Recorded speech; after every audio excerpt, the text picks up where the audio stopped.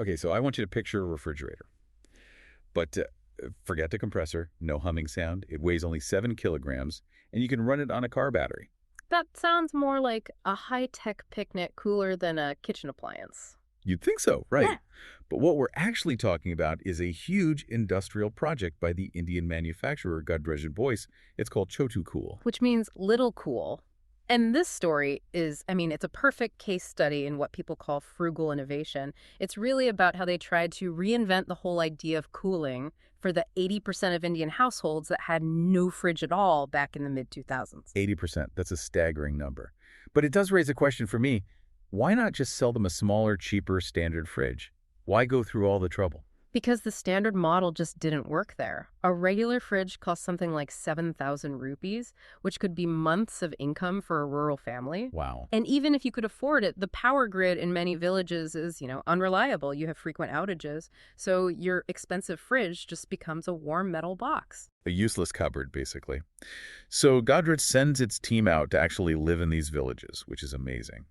But the design they came back with, no freezer. That feels like the most important part. It feels like it to us, yeah. But that was the key insight they had.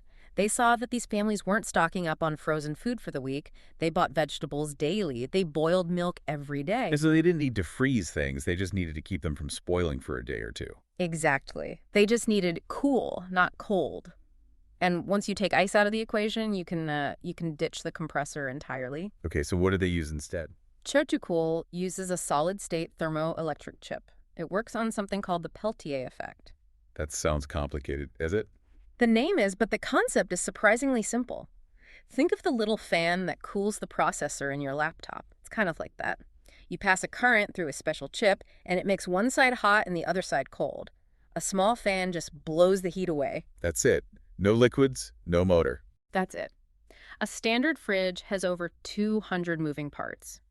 ChotuKool had about 20.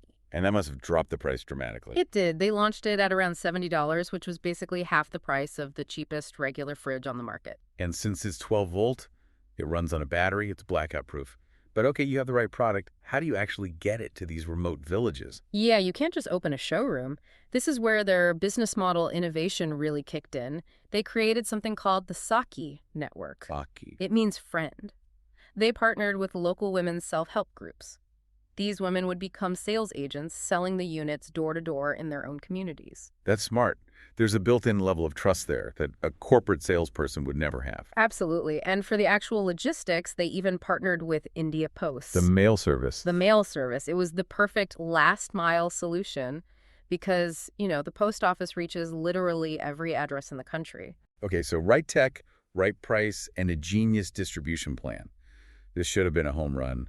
But looking at the numbers, sales were pretty slow at first. What happened? They ran headfirst into the aspirational barrier. This is such a fascinating lesson in human psychology. What do you mean by that? Rural customers saw this small plastic box and, well, they thought it was a toy. Or even worse, they saw it as a poor man's fridge.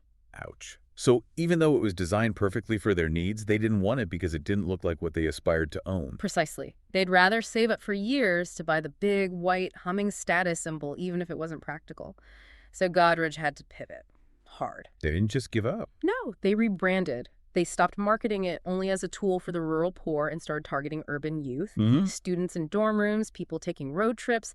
It became a lifestyle product. So it went from a survival appliance to a cool gadget. Yes, and they added customizable skins, bright colors, different patterns. Suddenly it was trendy, and that shift removed the stigma.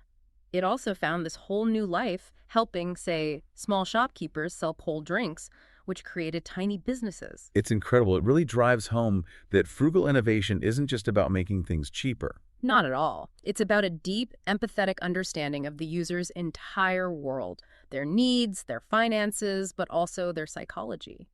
Godrej didn't just redesign a product. They redesigned the entire value proposition. It certainly makes you look at the big, heavy appliances in your own kitchen a little differently. And that's the big question it leaves you with, isn't it? If a refrigerator can be reimagined as a portable, battery-powered chip, what other essential things are we over-engineering just because, well, that's how it's always been done? A great thought to end on. Thanks for listening to this deep dive. Thank you for listening to Mission possible, innovating for the world's most marginalized. This podcast is built on the outstanding work of our students, whose curiosity and commitment drive much of the research and storytelling you hear. Each episode is grounded in academic research and shaped through close collaboration with our partners. To learn more about the research and partnerships behind this podcast, feel free to contact us. Thank you for joining.